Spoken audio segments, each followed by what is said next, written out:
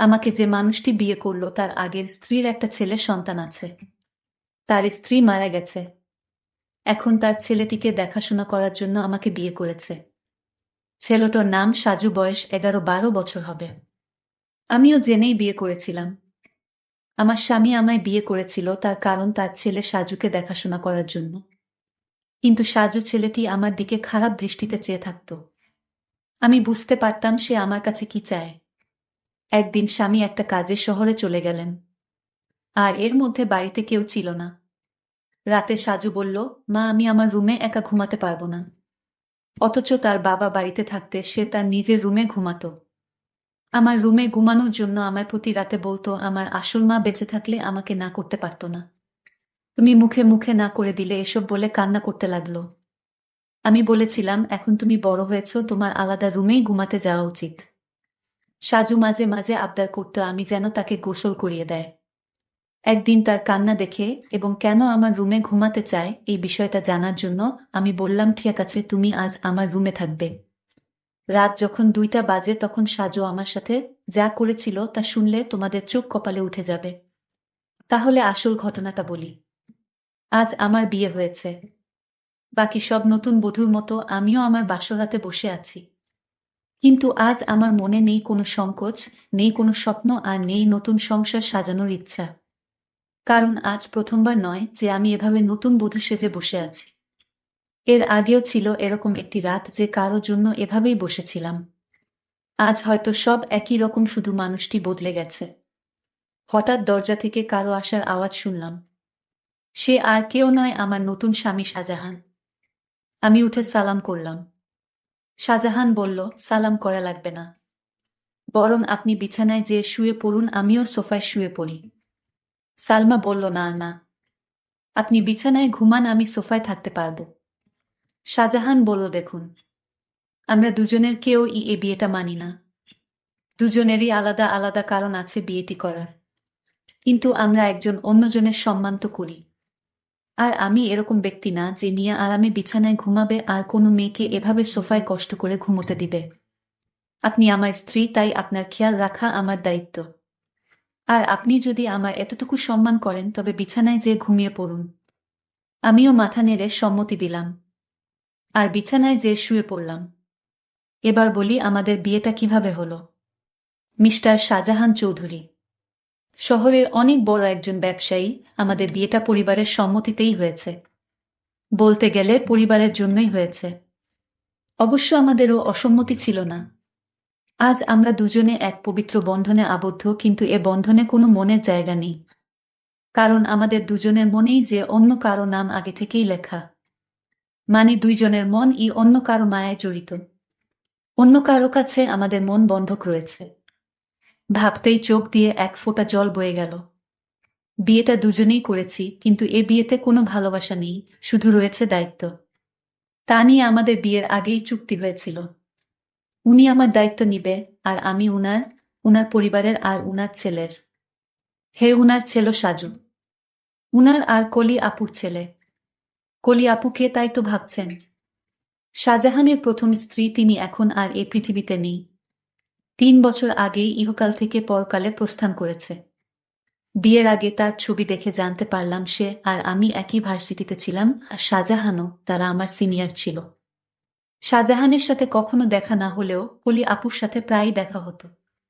Sorry দেখা বললে ভুল হবে, ঝগড়া হতো। উনি আমাকে তেমন একটা দেখতে পারতেন না, এর কারণ ও আছে, আমি অনেক দুষ্ট প্রকৃতির ছিলাম। আর উনার সব টাইটেল নাকি চুরি করেছিলাম, তা উনি শুধু ভাবতেন অবশ্য। আজও হয়তো থাকলে আমার সাথে ঝগড়া করতেন, উনার স্বামীকে চুরি করেছি বলে অপবাদও দিতেন। কিন্তু উনার স্বামীর উপর তো আমার কোনো অধিকারই নেই, কারণ আমি উনাকে নিজের স্বামীই মানতে পারিনি। বিয়েটা করেছি শুধু পরিবারের জন্যে আর আকলিনের জন্যে। সাজু এখন 11 বছরের ছেলে। ক্লাস 5-এ পড়ে, দেখতে একদম তার বাবার মতো। যেমন সুন্দর তেমনই মায়াবী দেখতে। বিশেষ করে তার চোখ দুটি। শাহজাহানের ভাবি থেকে শুনেছি শাহজাহানের চোখে নাকি অনেক মায়া, কিন্তু কখনোই তাকাইনি, কারণ এখন আর কারো মায়ায় পড়তে চাই না। একবার পরে অনেক কেঁদেছি, আর কাঁদার ইচ্ছা নেই, আর না কষ্ট সহ্য করার ক্ষমতা আছে। থাক, এসব বাদ দিয়ে এখন ঘুমিয়ে পড়ি। ঘুম থেকে উঠলাম সকালের আলো যখন চোখে এসে পড়ল। উঠে দেখি শাহজাহান এখনো ঘুমোচ্ছে, কিন্তু জানালা থেকে আসা আলো তার ঘুমে বিঘাত দিচ্ছে। তাই পর্দা বন্ধ করে নিয়ে আসলাম, এসে রেডি হয়ে বাইরে চলে আসলাম। এসে দেখি আমার শাশুড়ি মা আর ভাবি আগে থেকেই উঠেছে। মা, আরে বৌমা, তুমি এত সকালে কেন? সালমা বলল, আসলে মা ঘুম ভেঙে গিয়েছিল তাই। ভাবি, তা ঠিক আছে, কিন্তু আমাদের নতুন বউ, না কোনো সাজ না কোনো গয়না। যাও পরে আসো। ভাবি, আসলে আমার সাজা পছন্দ না। ভাবি বলল, জানি, তাই তো গতকাল নিজের বিয়েতেও সাজনি। মা বলল, বিয়েটা কি তেমন ভাবে হয়েছে নাকি তোর দেবরের জন্য কিছুই করতে পারলাম না? ভাবি বলল, থাক মা, বাদ দেন। মা, আর আমাদের নতুন বউ তো এমনিতেই চাঁদের টুকরা, ওর সাজা গুজা লাগবে না। ভাবিস, আমি বুঝি সুন্দর না? মুখ গোমরা করে মা বলল, তুইও খুবই সুন্দর। কিন্তু মা জানো, আমি ছেলে হলে ঠিকই আমার দুই ভাবির প্রেমে পড়তাম। পিছন থেকে এসে মাকে এসে বলল, ভাবি বলতো ছোট ভাবির প্রেমে পড়তি। অবশ্য আমিও পড়তাম, আমার জালটা এতই সুন্দর। সবাই হাসাহাসি করতিসে। সালমা বলল, মা, আমি আপনাদের জন্য চা বানিয়ে আনি। মা বলল, আরে না, তুই বস, আমরা সব করব। সালমা বলল, মা, আমার ভালো লাগে না এমনি বসে থাকলে। মা, কিন্তু। সালমা, প্লিজ মা। ভাবি বলল, আচ্ছা তাহলে আমি সাহায্য করি, আর সাথে অনেক গল্পও করব, কেমন? সালমা, আচ্ছা। সালমা চা বানালো, আর রানু ও ভাবির সাথে গল্প করল। আসলে গল্প করছিল না, শুধু শুনছিল। চা বানানো শেষে নিয়ে আসে। এসে দেখে মা, বাবা আর শাহজাহানের ভাইয়া বসে আছে। বসে বসে গল্প করছে। সবাইকে চা দিল। বাবা, বাহ, অনেক মজা হইছে, তোমার মার চায়ের থেকেও মজা হইছে। ইমন, হ্যাঁ, অনেক অনেক ভালো হইছে। রানুকে একটু চা বানানো শিখিয়ে দিয়ে। কি বানায় টেস্ট বুঝি না। রানু, কি এত বড় কথা, কাল থেকে 7 দিন তোমার চা বন্ধ? ইমন, নানা, আমি তো দুষ্টুমি করে বলছি। তুমি তো জানো আমি চা ছাড়া থাকতে পারি না। এভাবে সবাই চা খেয়ে নিলাম। তারপর আমি আমার স্বামীর রুমে গেলাম, গিয়ে দেখি অবাক কাণ্ড। শাহজাহানের ছেলে, অর্থাৎ আমার স্বামীর ছেলে, তো আমারই ছেলে, সে তো বড় দুষ্টু হয়ে গেছে অল্প বয়সে। মনে হয় পেকে গেছে। গিয়ে দেখি একটা পুতুল হাতে নিয়ে বলছে, তুমি কবে আমার হবে মা? আমার কবে আমায় কাছে টেনে নিবে? আমি যে আর সইতে পারছি না মা। আমি অবাক হয়ে তার কথাগুলো শুনতে পেলাম। কোনো মাকে সে চাই, আর মার কাছে তার কিসের চাওয়া? আর তার মা তো বেঁচে নেই। তাহলে আমাকে নিয়ে কিছু বলছে নাকি? এত ছোট ছেলে এই বয়সেই পেকে গেছে। কি বলছে কিছুই বুঝতে পারছি না। কিছুদিন পর আমার স্বামী ব্যবসার কাছে বাহিরে গেলেন কিছুদিনের জন্য। সাজু ছেলেটি আমার দিকে সবসময় এক অদ্ভুত দৃষ্টিতে তাকিয়ে থাকে। মনে হয় তার চোখের ভিতর হাজারো পিপাসা। আমি হঠাৎ জিজ্ঞেস করলাম, এই সাজু, তুমি এভাবে আমার দিকে তাকিয়ে কি দেখছো? আমি আপনার চেহারাটা দেখছি, আপনার চেহারায় এতটাই মায়া যে আপনার চেহারায় আমি একটা অদ্ভুত জিনিস দেখতে পাই। আমি তো তার কথা শুনে অবাক, এতটুকু বাচ্চা ছেলে এসব কি বলে? হঠাৎ আমাকে জিজ্ঞেস করে ফেলল, আচ্ছা মা, তুমি বাবাকে কেন বিয়ে করলে? আমি বললাম, দেখো, তুমি ছোট মানুষ, আর তাই তোমাকে দেখাশোনার জন্য তোমার বাবা আমাকে বিয়ে করেছে। সাজু ইদানিং দেখছি আমার দিকে অদ্ভুত দৃষ্টিতে তাকিয়ে থাকে। আমি যেখানে যাই সেখানে আমাকে ফলো করে। আমি গোসল করতে গেলাম। সাজু বলতেছে, মা, অনেক দিন হলো আমার মা আমাকে গোসল করিয়ে দেয় না, আমাকে ভাতও খাওয়াইয়া দেয় না। মা, তুমি তো আমার মা, যেহেতু আমার আগের মা মারা গেছে। এখন আমার মা হিসেবে আমার আব্বু তোমাকে বিয়ে করে এনেছে মায়ের শূন্যতা পূরণ করার জন্য। মা, আমাকে তোমার হাতে গোসল করিয়ে দাও। আমি বললাম, দেখো সাজু, তুমি যখন ছোট ছিলে তখন তোমার মা তোমাকে গোসল করিয়ে দিত। আর এখন তো তুমি বড় হয়েছ, তুমি নিজ হাতে গোসল করতে শিখো। আর তুমি এখন বড় হয়েছে, তাই এখন আর আমি তোমাকে কিভাবে গোসল করিয়ে দেয়? তুমি নিজেই করতে পারবে বাবা। থাক মা, পর কখনো মা হয় না। আমি বুঝতে পারলাম আমাকে তোমার কোনো হেল্প করতে হবে না। এই বলে সাজু চলে গেল। আমি চিন্তা করলাম, আমার কি কোথাও ভুল হয়েছে? আমি তো এখন তার মা, আর তাই মা হিসেবে আমার কর্তব্য পালন করা উচিত ছিল। কিন্তু সাজু তো তার বাবা বাড়িতে থাকাকালীন আমার হাতে গোসল করতে চাইতো না। আজ বাড়িতে তার বাবা নেই। আসলে কারণটা কি? বিষয়টা আমি কিছুই বুঝতে পারছি না। এসব ভাবতে ভাবতে রাতের রান্না শেষ করে আমার রুমে গিয়ে সাজুকে ডাক দিলাম। গিয়ে দেখি আমার একটা ছবি হাতে নিয়ে ছবিটির সাথে কি যেন বলছে। আর ছবিটির সাথে এক অদ্ভুত আচরণ করছে। আর বলছে আমার মনের আশাটুকু কবে পূরণ হবে মা। সাজু চোখের পানি ছেড়ে কান্না করছে আর বলছে। আমি ডাক দিলাম, সাজু তুমি কান্না করতেছো কেন, তোমার কি হয়েছে? কিছু হয়নি মা, আমি আসছি, তুমি যাও। আমি এক গভীর চিন্তায় পড়ে গেলাম। সাজু আমার কাছে কি চায়? তার দৃষ্টিভঙ্গি আমার কাছে স্বাভাবিক মনে হচ্ছে না।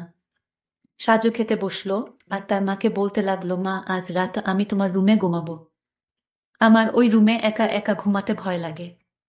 আমি বললাম, সাজু তুমি এখন বড় হয়েছ, তোমার ভয় পাবার কথা না। তুমি তোমার রুমে ঘুমাও, কিছু হবে না। সাজু আমার কথার জবাবে বলল, আরে মা, আমার আসল মা যদি বেঁচে থাকতো তাহলে এভাবে মুখে মুখে না করতে পারতো না। আমার সব ইচ্ছা আমার মা পূরণ করত।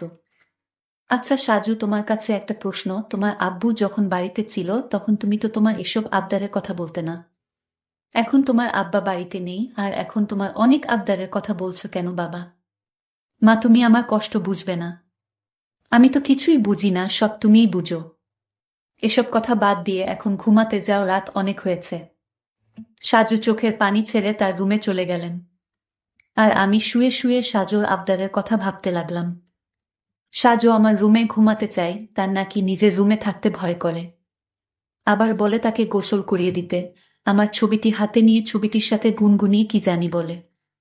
না, আমি কিছুই ভাবতে পারছি না। এসব ভাবতে ভাবতে আমার কিছুতেই ঘুম আসছে না। হঠাৎ সাজুর রুমে একটা আওয়াজ শুনতে পেলাম। আমি জানালা দিয়ে উঁকি দিয়ে দেখি ছবিটি হাতে নিয়ে ছবির সাথে এক অন্য রকম আচরণ করছে, আর মাঝে মাঝে হাসছে আবার কান্নাও করতেছে। আমি এসব ভাবতে ভাবতে পাগলের মতো হয়ে গেলাম। কিছুতেই ঘুমাতে পারছিলাম না। কিন্তু হঠাৎ আমার মাথায় একটা বুদ্ধি এলো। আসলে সাজু আমার কাছে কি চায় তাই আমার জানতে হবে। তাই আমি সিদ্ধান্ত নিলাম, আমি আমার রুমে তাকে থাকতে দিব। আর আমি ঘুমাবো না, ঘুমের ভান করে থাকবো। তাহলেই বুঝতে পারবো আসলে সাজু আমার কাছে কি চায়, তা স্পষ্ট হয়ে যাবে। তারপর দিন আমি সাজুকে বললাম, সাজু আজ তোমাকে আমার নিজের হাতে খাবার খাইয়ে দিব। তুমি খাবে না? না মা, আমি তোমার হাতের খাবার খাবো না, কারণ তুমি আমার আবদার পূরণ করো না। ঠিক আছে বাবা, তোমার সব কথা রাখবো, তুমি এবার আমার হাতে রান্না করা খাবার খেয়ে নাও। সত্যি বলছো মা? হুম সত্যি, তিন সত্যি।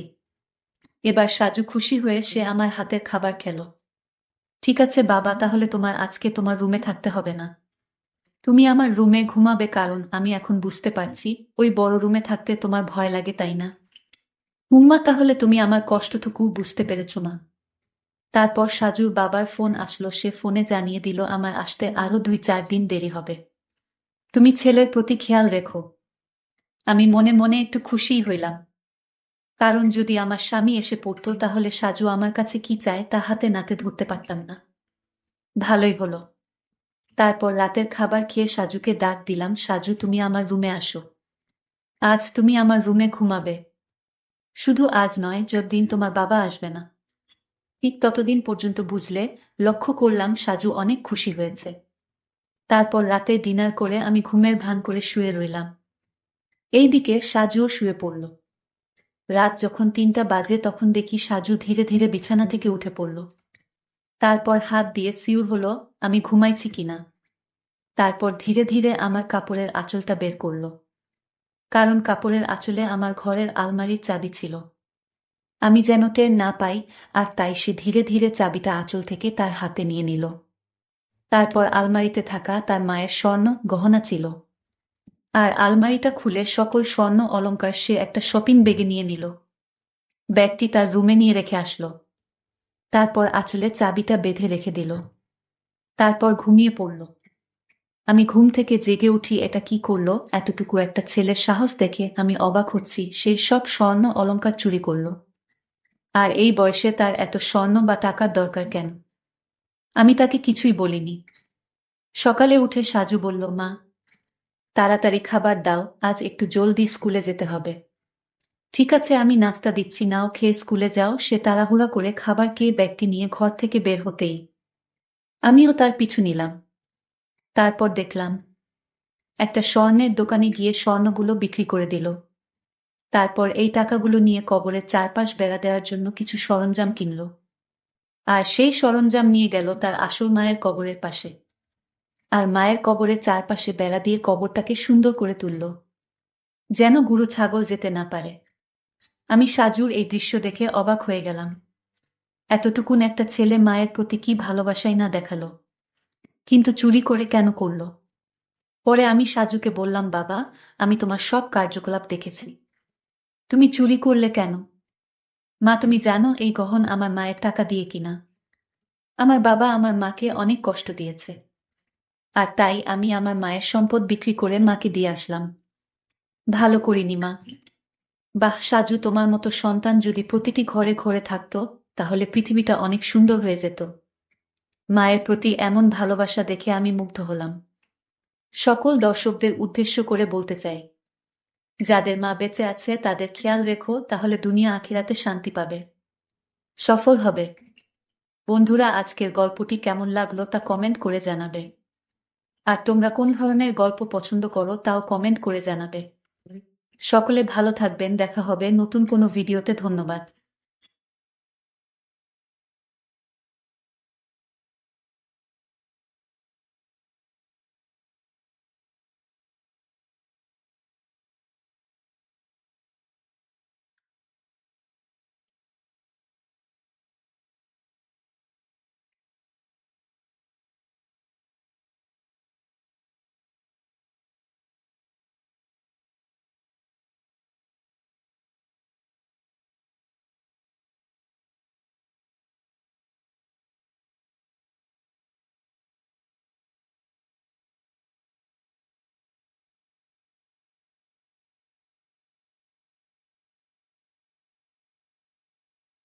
বন্ধুরা, আজকের এই গল্পে আপনাদের স্বাগতম।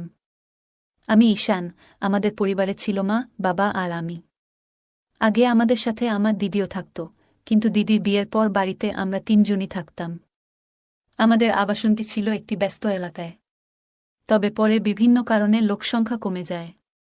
যদিও করোনার সময় ছিল তখন, তাই অনেকেই বাড়ি থেকে কাজ করত।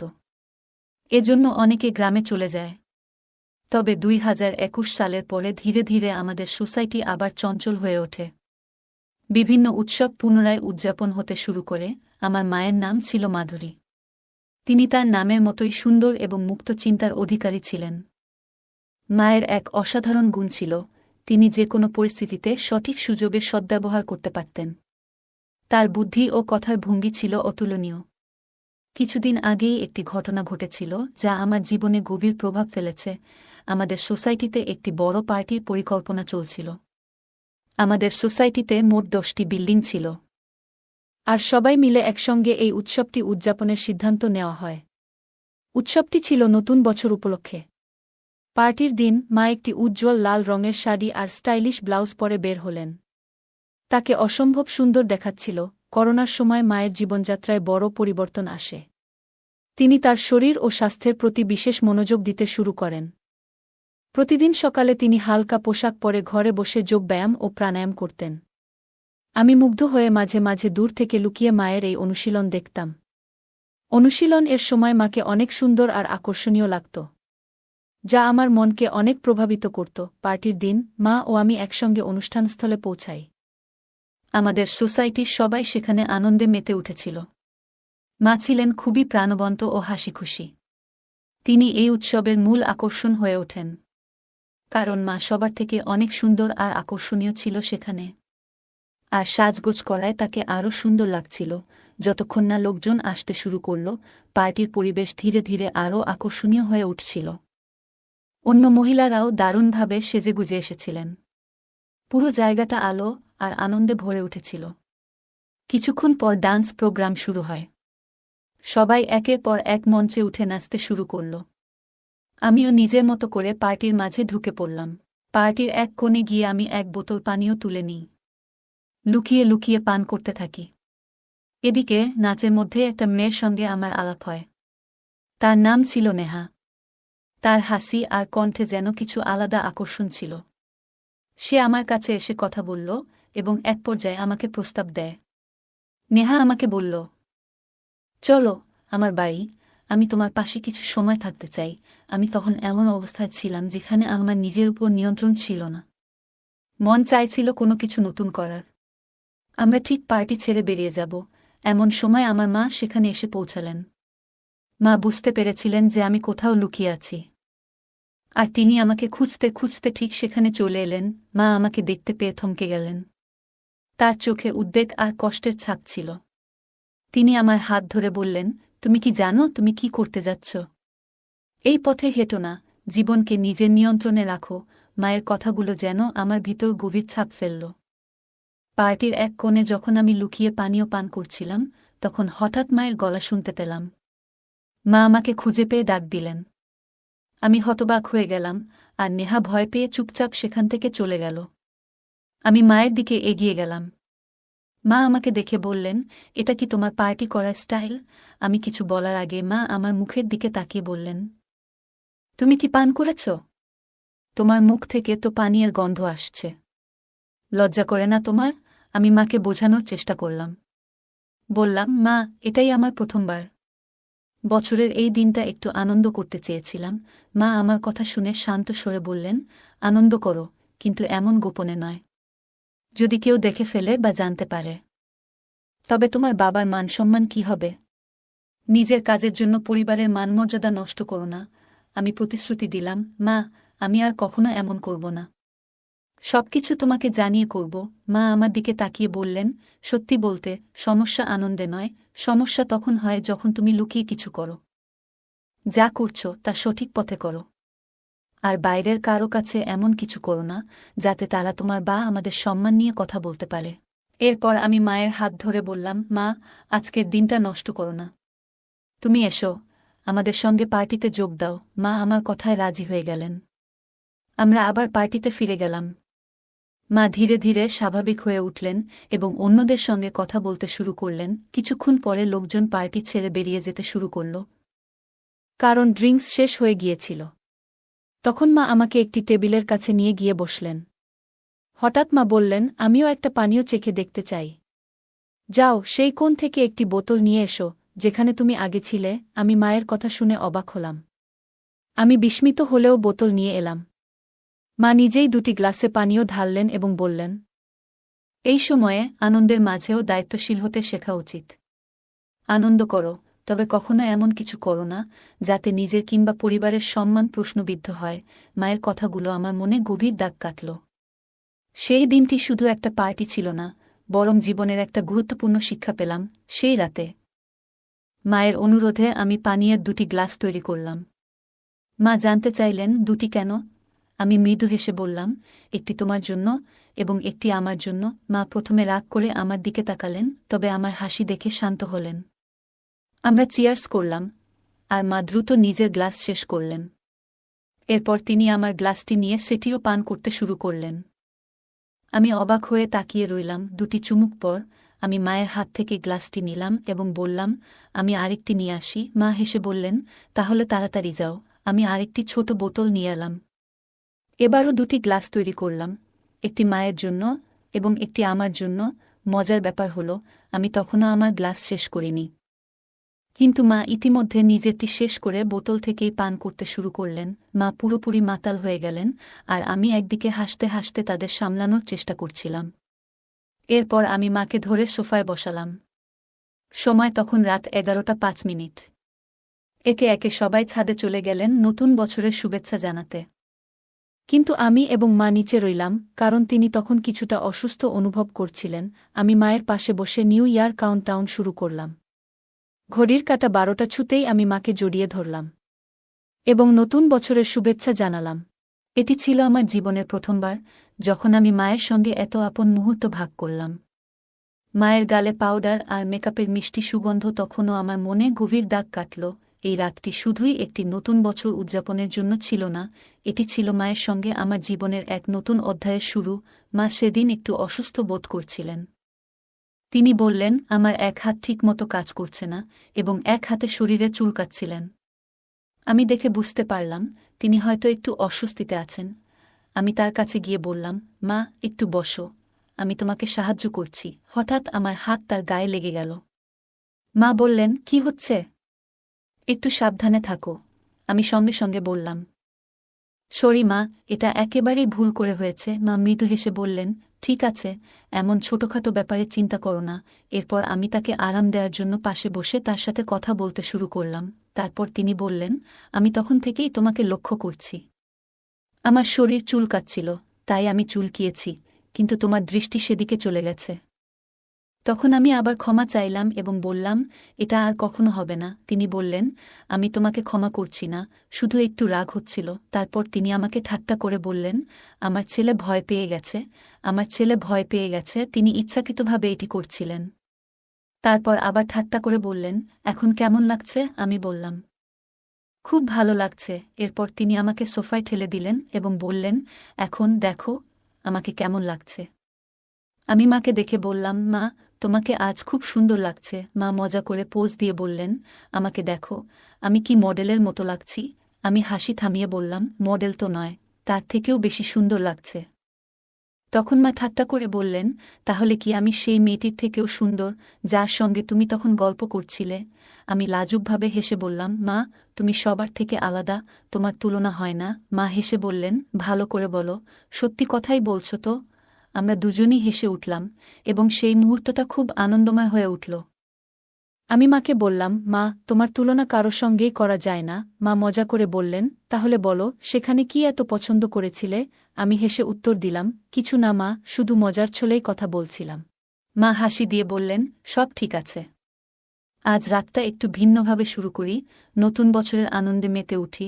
তখন আমি মজার ছলে বললাম, তুমি কি প্রস্তুত? মা মজা করে বললেন, আর যদি প্রস্তুত না থাকি? আমরা দুজনেই হেসে উঠলাম এবং সেই মুহূর্তটা হাসিঠাট্টায় ভরে গেল। রাতে মা বললেন, তুমি কি সত্যি আমাকে সারা রাত এভাবে ধরে রাখবে? আমি মজা করে বললাম, হ্যাঁ, কেন নয়। তিনি হেসে আমার গালে মৃদু চিমটি কেটে বললেন, তোমার তো সবসময় তাড়াহুড়ো থাকে। আমি তাকে সান্ত্বনা দিয়ে তার ঘরের দিকে নিয়ে যেতে শুরু করলাম।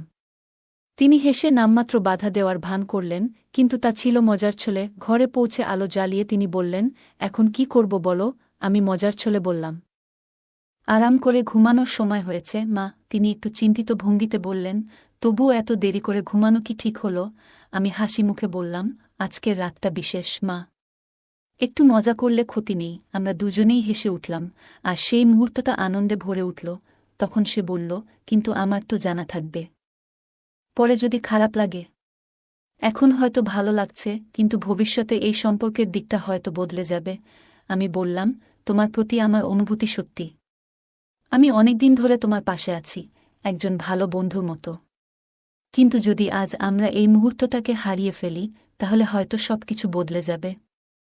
সে এক মুহূর্ত ভাবল, তারপর বলল, ঠিক আছে, কিন্তু একটাই শর্ত, আজকের পর আর কখনো কিছু আশা করো না। আমি খুশি মনে বললাম, ঠিক আছে, আমি তোমার শর্ত মেনে নিচ্ছি। তারপর সে আমার দিকে তাকিয়ে জিজ্ঞাসা করল, তুমি এমনভাবে দাঁড়িয়ে আছো কেন? আমি বললাম, কিছু না। তখন মা বলল, তাহলে যাও, যদি তুমি না চাও। আমি বললাম, তোমার ইচ্ছা যদি না থাকে, তাহলে আমি চলে যাই। আমি বিছানায় বসেছিলাম, তখনই সে আমার হাত ধরে টেনে বলল, তুমি এত গম্ভীর কেন? সবকিছু এত সিরিয়াস ভাবে নিও না। আমি অবাক হয়ে বললাম, তাহলে তুমি চোখ বন্ধ করে আগে শুয়েছিলে কেন? সে হাসতে হাসতে বলল, আলোটা আমার চোখে পড়ছিল, তাই চোখ বন্ধ করেছিলাম। আমি আলো বন্ধ করে আবার শুয়ে পড়লাম। সেই রাতে পার্টির পরে আমরা প্রথমবার এতটা সময় একসঙ্গে কাটিয়েছিলাম। তখনই সে উঠে গেল, আলোটা জ্বালালো এবং বাথরুমে চলে গেল। ফিরে এসে আবার বিছানায় শুয়ে পড়ল। আমি তাকে দেখে বললাম, মা, তুমি খুব সুন্দর লাগছ। সে হাসি দিয়ে বলল, এখন তো আমি আগের থেকে অনেকটাই রোগা হয়েছি, তাও কি তোমার কাছে ভালো লাগি? আমি বললাম, তুমি যেভাবেই হও, সবসময় আমার কাছে সুন্দর। আমি মাকে বললাম, তুমি সবসময় সুন্দর লাগো। মা মুচকি হেসে বললেন, আজ তোমার বাবা আসছে না, আমরা দুজনে একসঙ্গে সময় কাটাবো। দরজাটা বন্ধ করে দাও, আর বাইরে যাওয়ার দরকার নেই। আমি বললাম, মা, তুমি তো অনেক স্মার্ট। আমি ভেবেছিলাম তুমি পুরনো ধাঁচের মানুষ। মা হেসে বললেন, আমি এমন নই, আমি নিজের মতো করে চলি। তোমার যদি কিছু মনে হয় নির্দ্বিধায় আমাকে বলো। আমি বললাম, আমার তোমাকে নাম ধরে ডাকতে ইচ্ছা করছে। মা বললেন, দেখো। আমি প্রথমবার তাকে তার নাম ধরে ডাকলাম আর আমরা দুজনে হেসে উঠলাম। হাসতে হাসতে আমি বললাম, মা, তোমার আর বাবার কথাবার্তা এখন খুব একটা হয় না, তাই না? মা হেসে বললেন, হ্যাঁ, এখন খুব কম হয়। মাসে ১-২ বার, তাও সময় বের করা মুশকিল। আমি বললাম, সত্যি? মা মাথা নেড়ে বললেন, হ্যাঁ সত্যি। আমরা আবার হেসে উঠলাম। কিছুক্ষণ পর আমি মাকে জিজ্ঞাসা করলাম, মা, তোমার কি প্রয়োজন? মা মুচকি হেসে বললেন, তুই আমার ছেলে, আমি তোকে সবকিছু বলতে পারি। আমি বললাম, তাহলে আজকের রাত শুধু আমাদের জন্য। আমরা একে অপরের মুখোমুখি বসে গল্প করতে শুরু করলাম। মা আমাকে তার তারুণ্যের দিনগুলোর কথা বললেন, কিভাবে তিনি অনেক কঠিন সময় পার করেছেন এবং সবকিছু সামলেছেন। আমি তার কথা শুনলাম এবং আমার মনের কথাগুলোও তাকে জানালাম। আমি মাকে এমন কিছু কথা বললাম যা আগে কখনো কাউকে বলিনি। মা গভীরভাবে আমার কথা শুনলেন এবং তারপর বললেন, তুই জানিস আমি তোর জন্য কত গর্বিত। তুই সবসময় আমার পাশে থেকেছিস। আজ আমরা শুধু একে অপরের সাথে সময় কাটাবো। আমি মাকে জড়িয়ে ধরে বললাম, মা, তুমি পৃথিবীর সেরা। তারপর আমরা দুজনে একসাথে বসে গল্প করলাম।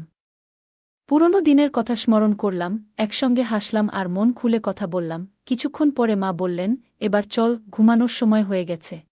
আমি মাকে বিছানায় শুইয়ে দিলাম এবং পাশে গিয়ে শুয়ে পড়লাম।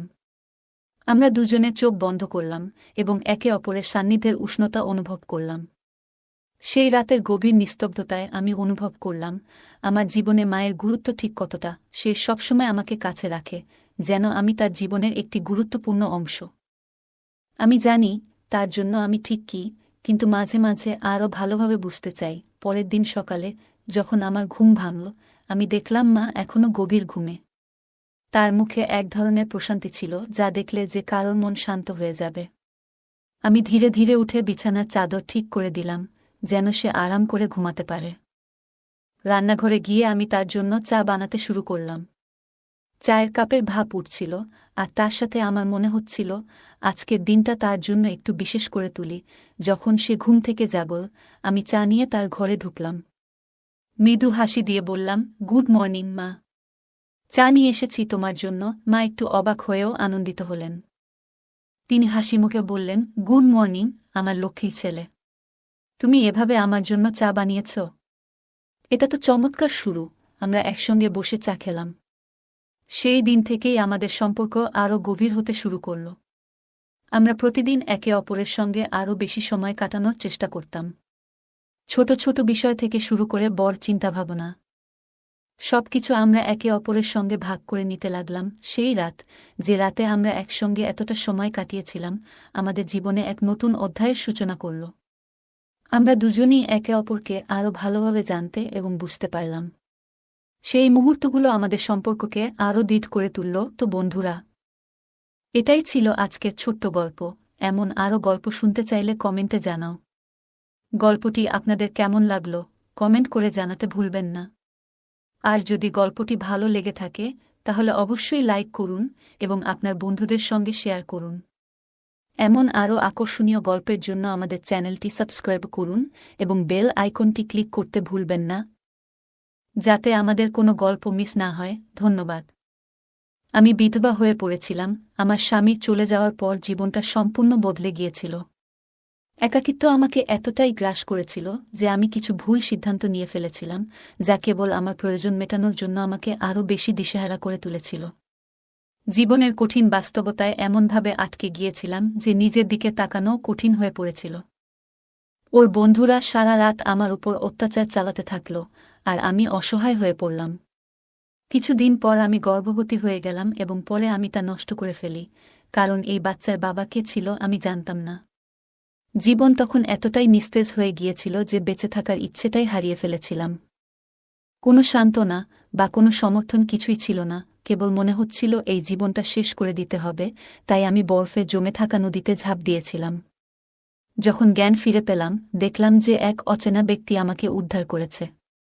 সে আমাকে নিয়ে তীরে উঠিয়েছিল, ঠান্ডায় জমে যাওয়া আমার শরীরটাকে গরম করার চেষ্টা করছিল। সে আমাকে তার গাড়িতে তুলে নিয়ে গিয়ে আমার ভেজা কাপড় খুলে দিল এবং তার শরীরের তাপে আমাকে গরম রাখার চেষ্টা করছিল, যাতে করে আমি তাড়াতাড়ি সুস্থ হয়ে উঠি।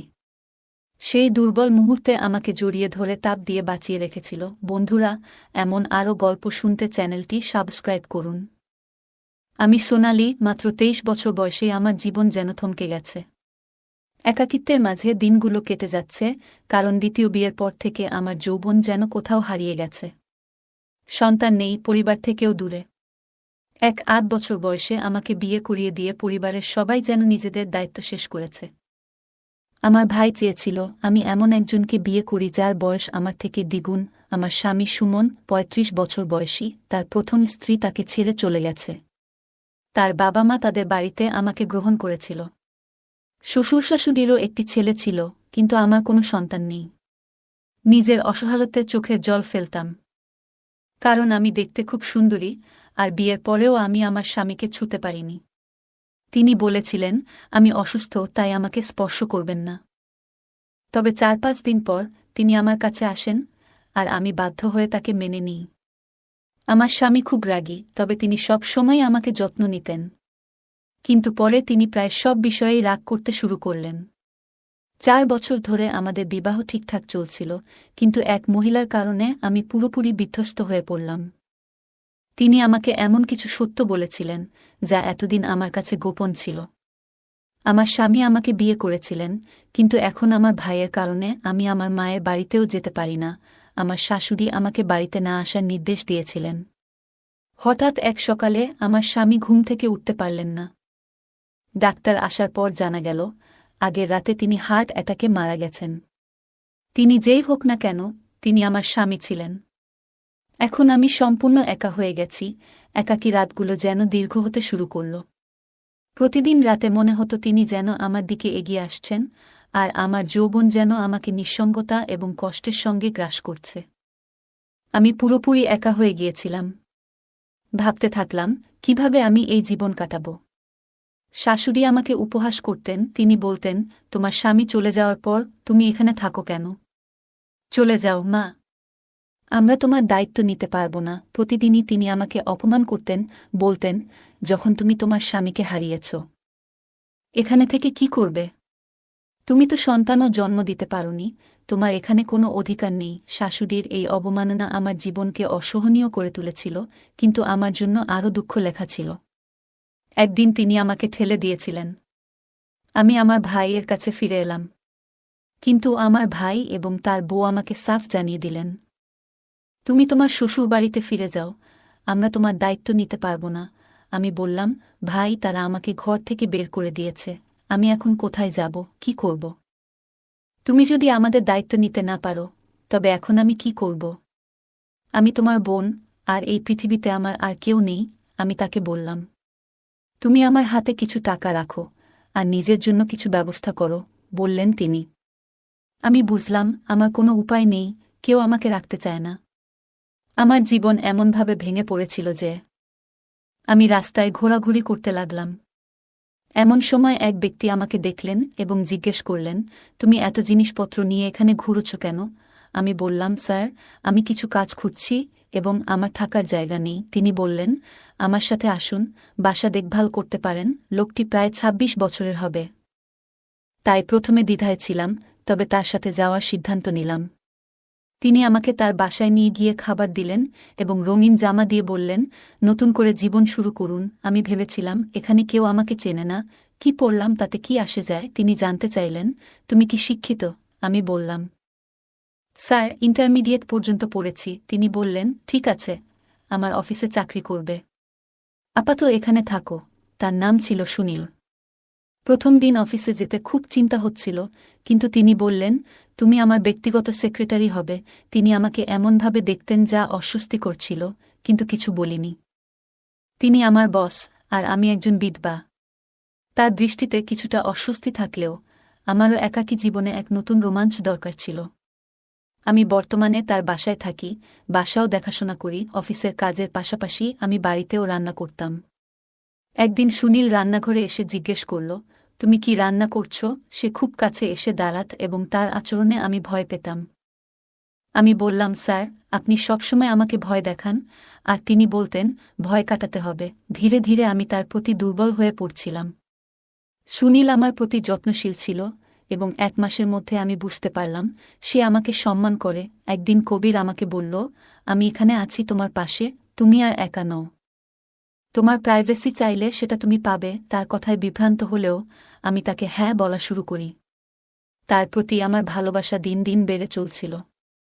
একদিন বললাম, সুনীল, তুমি আমাকে খারাপ সময় সমর্থন করেছ। আমি তোমার কৃতজ্ঞতা প্রকাশ করতে পারছি না। একদিন প্রবল বৃষ্টি শুরু হলো, বজ্রপাতের আলোয় সবকিছু সাদা হয়ে গেল। বৃষ্টির ফোঁটা আমার শরীর ভিজিয়ে দিল। দাঁড়িয়ে থাকতে থাকতে আমি ভাবতে লাগলাম কতটা একা আমি। স্বামীকে হারিয়ে আমি ভালোবাসার জন্য তৃষ্ণার্ত ছিলাম। যদিও তিনি আমার জীবনের সাপোর্ট ছিলেন, এখন আমি সম্পূর্ণ একা। আমার বলতে এখন আর আমার কেউ নেই। বৃষ্টির মধ্যে দাঁড়িয়ে হঠাৎ সুনীল তার গাড়ি থামিয়ে আমার কাছে এসে দাঁড়াল। আমার ভেজা শরীর দেখে বলল, তুমি খুব সুন্দর, আমি তোমার জন্য পাগল। সাদা শাড়িতে তোমাকে ভালো লাগছিল না, তাই তোমাকে রঙিন শাড়ি দিলাম। সুনীল আমাকে জড়িয়ে ধরল, আর আমার শরীরে শীতল একটা অনুভূতি আসতে লাগল। সেই মুহূর্তে আমরা দুজন একে অপরের খুব কাছে এলাম।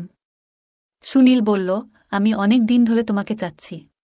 এই দূরত্ব আজ মিটে যাক। আমি সুনীলকে সত্যিই ভালোবাসতাম, তাই সেদিন আমি আর তাকে কিছু বলিনি। আমি জানতাম না যে আমি আমার জীবনে আরও কিছু ভুল করতে যাচ্ছি, যা আমার জীবনকে আরও দুর্বিষহ করে তুলবে। আমার একাকিত্বে একজন সাপোর্ট প্রয়োজন ছিল, যে আমার ভালোমন্দ সবকিছুতেই পাশে থাকবে। সেই রাতে আমি সুনীলকে গভীরভাবে ভালোবাসলাম এবং মনে হলো আমার জীবন যেন আবার নতুন করে শুরু হচ্ছে। আমি সুনীলকে বিশ্বাস করতাম, কিন্তু বিয়ের প্রসঙ্গ এলে সে এড়িয়ে যেত। আমার আশা ছিল যে সুনীল একদিন আমাকে সমর্থন করবে, আমাকে বিয়ে করবে। কিন্তু আমার ধারণা ভুল ছিল। একদিন সুনীল তার কয়েকজন বন্ধুকে বাড়িতে নিয়ে এলো। সে আমাকে বলল, বন্ধুরা তোমার সাথে দেখা করতে চায়। আমি হাসিমুখে তাদের গ্রহণ করলাম, কিন্তু ওদের কথায় আমি চমকে উঠলাম। ওরা বলল, আজ আমরা একসাথে আনন্দ করব। আমি বুঝতে পারলাম না কি ঘটতে যাচ্ছে। আমি জানতে চাইলাম, সুনীল তো আমাকে বিয়ে করবে, তাই না? কিন্তু ওরা হাসতে লাগল। রাত বাড়তে থাকল। আমি রুম থেকে বের হতে চেষ্টা করলাম, কিন্তু ওরা আমাকে থামিয়ে দিল। সেই রাতে যা ঘটল তা আমার আত্মা পর্যন্ত নাড়া দিয়ে গেল। আমি চিৎকার করলাম, কাঁদলাম, কিন্তু কেউ আমাকে সাহায্য করল না। ওরা বারবার আমার উপর অত্যাচার চালাতে থাকল, আর আমি অসহায় হয়ে পড়লাম। আমার কিছু করার ছিল না, আমি অসহায় ছিলাম। সুনীল আমাকে ছেড়ে গেল না, এমন অবস্থায় রেখে গেল যে আমি বিছানা থেকে উঠতেও পারছিলাম না। সেই অবস্থায়ও সুনীল আমার কাছে আসতেন তার প্রয়োজনে। আমি তার হাতের খেলনা হয়ে গিয়েছিলাম, নির্জীব এবং অসহায়। কোনোভাবে আমি এই বন্দিত্ব থেকে মুক্তি পেতে চাইতাম। শীঘ্রই জানতে পারলাম আমি গর্ভবতী। আমি সুনীলকে বললাম, আমি জানি না এটা কার সন্তান। তুমি চলে যাও, আমার সাথে আর কোনো সম্পর্ক নেই। সুনীলকে রাখতে চাইনি, তাই নার্সিংহোমে গিয়ে সন্তানের গর্ভপাত করলাম। এখন আর সুনীলের কাছে ফিরে যেতে চাইনি, কিন্তু আমারও যাওয়ার জায়গা ছিল না। জীবনের কোনো ইচ্ছাও ছিল না। পাহাড়ে গিয়ে বরফের নদীর তীরে ঘোরাঘুরি করতে লাগলাম। শেষে নদীতে ঝাঁপিয়ে পড়লাম। আমি জানতাম আমাকে কেউ বাঁচাতে আসবে না, কারণ আমার কেউ নেই। সবাই আমাকে ব্যবহার করেছে। আমার জীবন শেষ হয়ে গেলেও কারো যায় আসে না, কিন্তু একজন লোক হঠাৎ নদীতে ঝাঁপিয়ে পড়ে আমাকে পাড়ে নিয়ে এলো। আমার শরীর থেকে নদীর জল বের করে দিল এবং পিঠে নিয়ে গাড়ির পিছনের সিটে নিয়ে গেল। আমি ঠান্ডায় কাঁপছিলাম, কাঁপুনি থামছিল না। হঠাৎ সে আমার শরীরের উষ্ণতা দিতে শুরু করল। সেই মুহূর্তে আমি বুঝতে পারছিলাম না তার হৃদয়ে কি চলছে। সেও কি আমার সাথে খারাপ কিছু করবে নাকি? বিভিন্ন চিন্তা আমার মাথায় ঘুরতে থাকে। আমি মরার জন্য জলে ঝাঁপ দিয়েছিলাম, কিন্তু এই অচেনা লোক আমাকে তার উষ্ণতা দিয়ে জীবন ফিরিয়ে দিচ্ছিল। আমি তোমাকে মরতে দেব না, সে জোরে বলল। অনেকক্ষণ পর তিনি গাড়ি থেকে কিছু শুকনো কাপড় বের করে আমার শরীর ঢাকলেন। তিনি আমাকে নিয়ে তার বাড়িতে ফিরলেন এবং জিজ্ঞেস করলেন, কেন তুমি নদীতে ঝাঁপ দিয়েছিলে? তোমার মতো সুন্দরী মেয়ে কেন এত বড় সিদ্ধান্ত নেবে? আমি বললাম, আমার এই পৃথিবীতে আর কেউ নেই। এবং আমি আমার জীবনের বেদনাদায়ক ঘটনা বর্ণনা করলাম। আমি কাঁদতে লাগলাম, আর তিনি বললেন, কষ্ট যতই হোক, আমাদের সাহস রাখতে হবে এবং নিজের পায়ে দাঁড়াতে হবে। তিনি বললেন, তুমি চাইলে আমার সাথে কাজ করতে পারো। আমি তার সাথে কাজ করতে শুরু করলাম। একদিন তিনি বললেন, তোমার জীবন বাঁচানোর জন্য আমি সব করতে চাই। তুমি চাইলে আমি তোমার হাত ধরতে পারি, আমরা একসাথে সুখ দুঃখ ভাগ করে নিতে পারি। আমার স্ত্রী মারা গেছেন এবং আমার একটি 2 বছরের মেয়ে আছে, যার মায়ের ভালোবাসার প্রয়োজন। তুমি তাকে ভালোবাসা দিতে পারবে? তার মুখে এই কথা শুনে আমি কান্না করতে লাগলাম, কারণ আমার একটি পরিবারের দরকার ছিল যারা আমাকে ভালোবাসবে, আপন করে নিবে। এই প্রস্তাবে আমি ভাবলাম, আমার জীবনের সমস্ত ঘটনা আমি তার কাছে লুকাইনি, সে হয়তো আমাকে সত্যিই ভালোবাসে। আর আমি তার এবং তার মেয়ের যত্ন নিতে পারি। এরপর আমাদের জীবনটা ধীরে ধীরে বদলে গেল। সে আমাকে সত্যি অনেক ভালোবাসে, সময়ের সাথে সাথে আমি তা বুঝতে পারলাম। এর আগে যারা আমার জীবনে এসেছিল তারা সবাই খারাপ মানুষ ছিল। তারা আমাকে কে মন থেকে ভালোবাসেনি, তারা শুধু তাদের প্রয়োজন মিটিয়েছিল আমাকে দিয়ে। এখন আমি তা বুঝতে পারছিলাম। কিন্তু আমার এই স্বামী সবার থেকেই আলাদা ছিল, সে আমাকে মন থেকেই ভালোবাসে। গল্পটা কেমন লাগলো জানাতে ভুলবে না। আরও মজার মজার রোমান্টিক গল্প শুনতে চাইলে ভিডিওটি লাইক, শেয়ার এবং চ্যানেলটি সাবস্ক্রাইব করতে এবং বেল আইকনটি ক্লিক করতে ভুলবে না। ধন্যবাদ।